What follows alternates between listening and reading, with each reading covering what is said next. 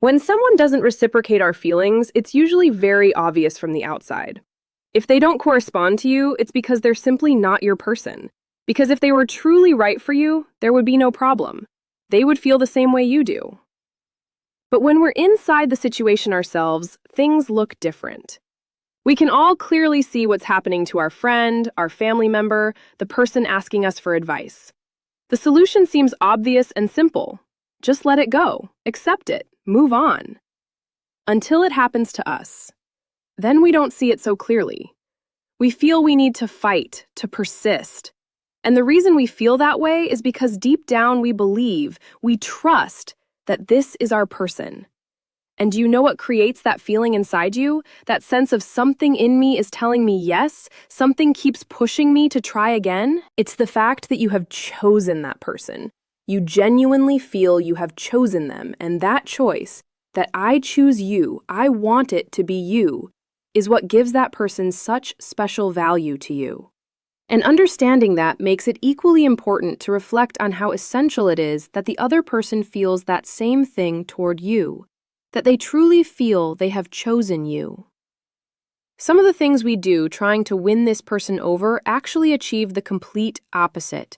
They rob that person of the opportunity to ever feel that choosing us was their decision. What happens then? Even if someone gets involved with me because it happens to suit them, humans can be convenient like that. Maybe they find me attractive. Maybe they're going through a lonely period and welcome the company. Maybe they enjoy spending time with me, even if casually, without commitment. And if I make everything easy for them, some people will come around simply because of that ease. It's like, well, I have no plans, nothing going on with anyone else. This person is pleasant, fun, makes me feel good. They're attractive. Why not? Why not meet up for a bit? Why not chat and exchange some messages if it feels good? So they show up. But unfortunately, it doesn't make us feel good, because we're receiving the treatment of someone who hasn't actually chosen us. Think of it like getting a car. It's not the same if you have a dream car in mind and you work hard to get it, versus your parents just gifting it to you. Or consider inheriting your mom's 20-year-old car. Sure, compared to walking or taking the bus, you'd be glad to have it. It gets you from A to B, it gives you freedom, it has real advantages. It would be foolish not to use it. But you won't treat that old, dented, scratched car the same way you'd treat the car you dreamed of and chose yourself. The one you chose, you'd wash constantly, buy the best fuel for, park carefully. We treat the things we choose differently. And when we feel we've chosen something and are lucky enough to receive exactly what we chose, the care and attention we give it is completely different from when we simply make use of something convenient. That's why all your efforts, your availability, your willingness, while they may make you feel like you're getting closer to building something with the person you've chosen, still don't result in being treated the way you want, because they are not choosing you the way you are choosing them. Allowing someone to genuinely choose you doesn't mean making things easy. It doesn't mean always being there, writing to them when they don't write to you, proposing plans when they don't, making everything effortless. It doesn't mean being completely transparent about your feelings so they know you're crazy about them.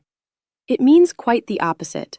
The problem is that doing what's needed so that someone can truly choose you is scary, because it involves risk. The freedom to choose means the answer could be yes or no. It's no longer about what you sense or hope. It becomes an actual test of whether this person is yours or not. And we're often afraid of being wrong, so instead we stay. And the longer you stay in a situation where you're receiving the treatment of someone who isn't choosing you, but who is taking advantage of your interest, the more you get used to it. You gradually lose sight of what a relationship should actually look like, what you should expect from a partner. You start to accept a pseudo-relationship you've built through investment, through making things easy, through ignoring red flags and dismissing rejections. And in your mind it becomes, well, this is just the situation I have with this person. This is what they give me. You fill in what you're not receiving with imagination.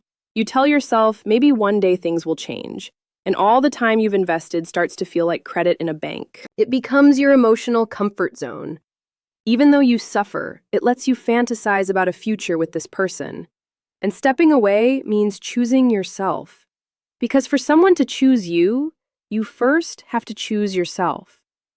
Staying somewhere you're not being chosen is the opposite of self-choice. Choosing yourself means standing firm, getting clear on what you truly want, and being willing to accept the risk, even if it means losing this person. Because sometimes a connection was never given the real chance it deserved, precisely because of the imbalance that formed so quickly at the start. Sometimes we knew this person from before and spent a long time waiting for our chance. Sometimes we get swept away emotionally very fast. Or maybe they were in a closed-off place emotionally while we were longing for connection.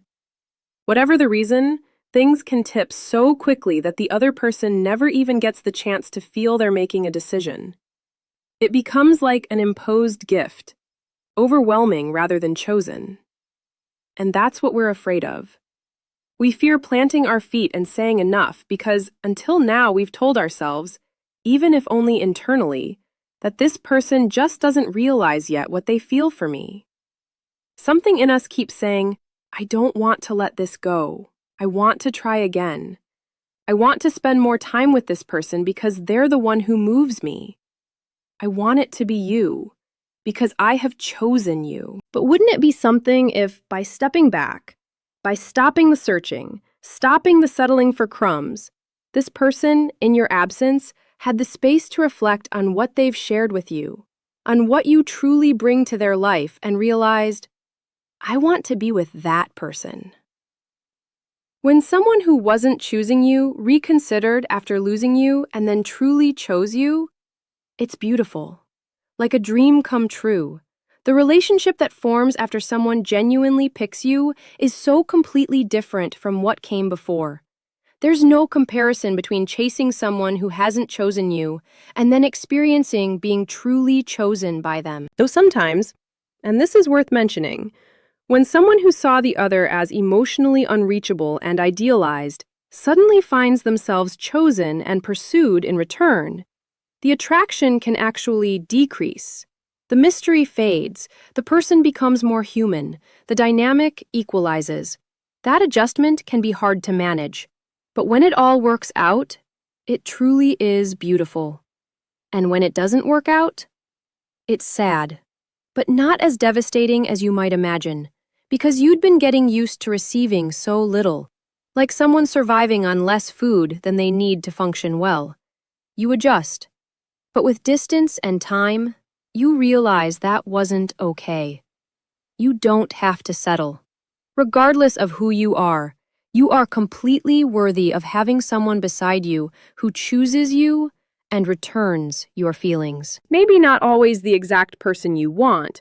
Not every choice we make turns out to be our person, but sometimes they are, and the chance was never properly given. So lose the fear of testing what's really there. I know it's hard, especially when it feels like you've invested so much, emotionally, in time, in hope, in energy. And I know how dismissive it can feel when people casually say, just move on. As if you're foolish for feeling so much for someone you don't technically have anything official with. But you are emotionally bonded. That's real. What I can tell you is this. Believing that giving more and more will eventually win someone over is a mistake, especially when they're still open to other people.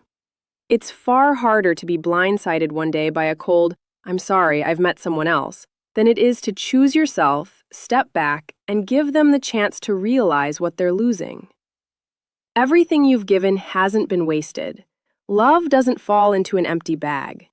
Give them the opportunity to choose you, because if they do, they'll value you. They'll feel toward you the way you feel toward them. What matters is that the other person comes to experience you as a genuine choice. Not the most convenient option, not the default, not, well, since she keeps reaching out and never demands anything. You deserve to be chosen. And only when you're truly chosen will you receive the treatment you've always wanted. So I hope this way of looking at it helps you take a step you may have been putting off, out of fear, out of guilt, out of not wanting to hurt. We often suffer greatly because of our fear of suffering. We stay in limbo, telling ourselves, I don't want to feel bad, without noticing we've already been feeling bad for a long time. A few moments of relief or brief highs don't compensate for the daily sadness, the anxious thoughts, the feeling of not being enough. No matter how wonderful those hours together feel, they don't make up for waking up day after day feeling low, nostalgic, anxious, and not enough. Remember, love is for the brave. And sometimes being brave means saying, I'm stepping back. I'm going to give what I've offered the chance to mean something. And if this person is truly for me, I don't need to worry.